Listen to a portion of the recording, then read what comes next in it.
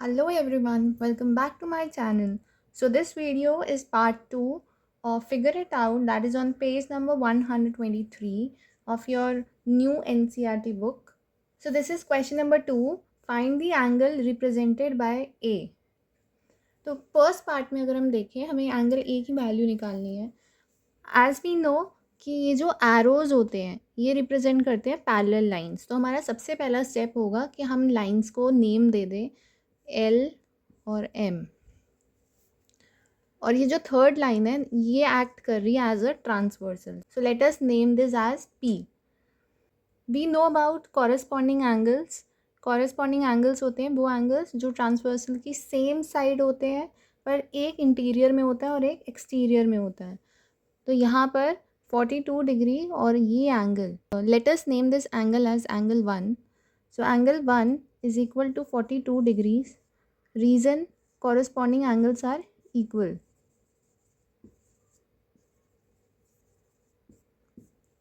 अब क्योंकि angle 1 42 degrees के इक्वल है, now on line M A और एंगल 1 ये लीनियर पेयर बना रहे हैं.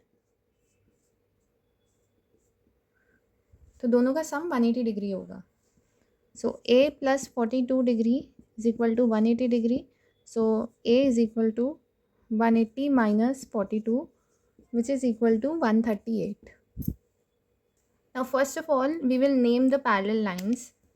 L is parallel to M and these double arrows represent कि ये दोनों लाइन आपस में पैरेलल है. तो इसको हम नेम दे देते हैं P Q and P Q is P is parallel to Q. Now we have to find the value of A. तो सबसे पहले हम देखते हैं कि जैसे एल और एम पैरेलल है तो एक ये जी शेप बना रहा है. तो जी शेप में this means let us name this as X और let us name this as angle 1. वो आपकी चॉइस है, आप कुछ भी दे सकते हो. So this X is equal to 62 degrees because L is parallel to M और ये क्या बना रहा है ऑल्टरनेट इंटीरियर एंगल्स. अब क्योंकि एक्स की वैल्यू 62 डिग्रीज है and we know that P is parallel to Q. अब हम यहाँ देखेंगे और ये जो एम है this is acting as transversal. तो now again let us name this as Y. Now X और वाई इन दोनों की वैल्यू भी सेम होगी क्योंकि ये दोबारा से ऑल्टरनेट इंटीरियर एंगल बना रहा है. So X is equal to Y which is equal to 62 degrees. Same reason alternate interior angle कि वाई की वैल्यू 62 आ गई and we see that A और वाई लीनियर पेयर बना रहे हैं. सो इनका सम 180 डिग्री होगा. लीनियर पेयर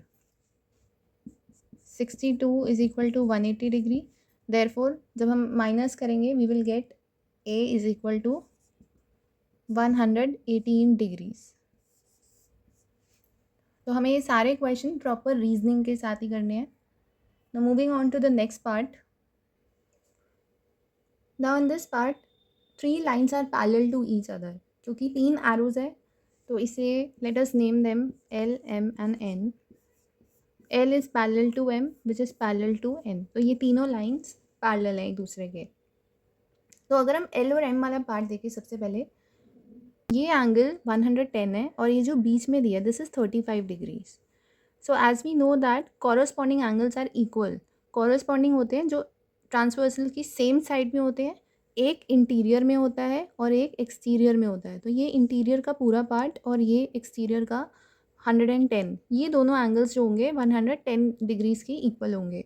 तो क्योंकि हमें सिर्फ बीच का पार्ट 35 दिया हुआ है तो ये बाहर वाले को हम एंगल 1 लिख देते हैं. इसको एंगल 1 नेम दे दिया.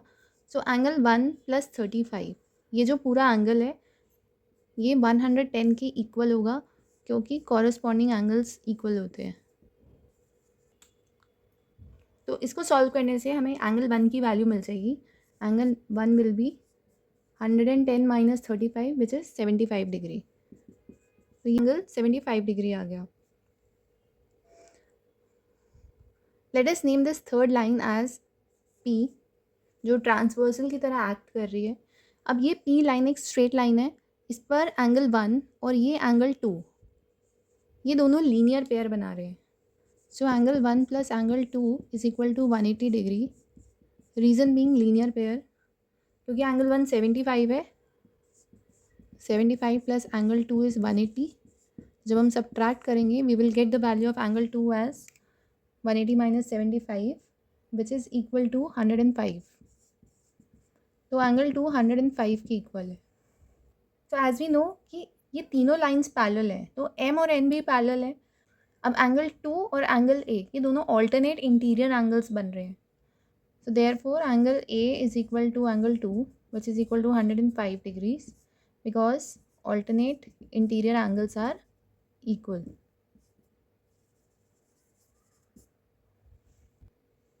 Now in this last part again two lines are parallel to each other जिनमें arrows है वो एक दूसरे के parallel है. Let us name these two lines as L and M. So L is parallel to M और ये जो third line है this is P. P is acting as transversal. Now this represents 90 degree. तो क्योंकि ये दो lines parallel है एक दूसरे के, now let us name this missing angle as angle X, या इसको आप angle 1 भी लिख सकते हैं. Now since these two lines are parallel और ये जो P है ये ट्रांसवर्सल की तरह एक एक्ट कर रही है, तो एंगल A और एंगल X ये Z शेप बना रहे हैं. These two are alternate interior angles. Now since this is 90 degree, this is 67 and this is X. These three angles they are lying on a straight line. ये तीनों एक सीधी line पर है, तो इनका सम जो होगा 180 डिग्री होगा. 67 plus X plus 90 is equal to 180 degree, क्योंकि एक स्ट्रेट लाइन पर जो एंगल्स का सम होता है वो 180 होता है. Now after solving this we will get X is equal to 180 minus 90 minus 67 which is equal to 23 degrees.